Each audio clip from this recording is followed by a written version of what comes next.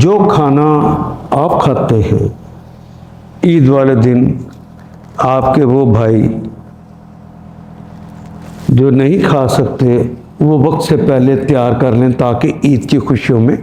شامل ہو سکیں۔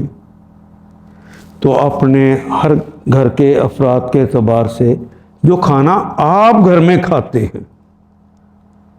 اس حساب سے آپ اس کو ضرب دے دیں اس سے جو کہ جتنے افراد ہیں وہ رقم آپ نے غربا تک پہلے پہنچانی ہے، عید والے دن نہیں۔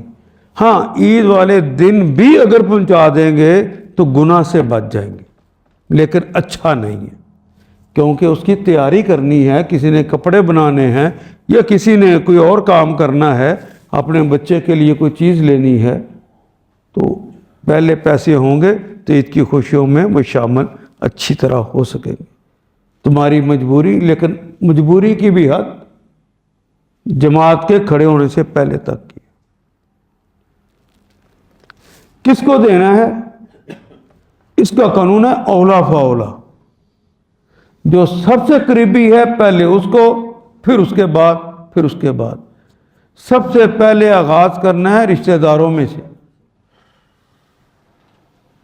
ان میں جو غریب رہ گیا، اس کے بعد رشتہ داروں میں کوئی نہ ہو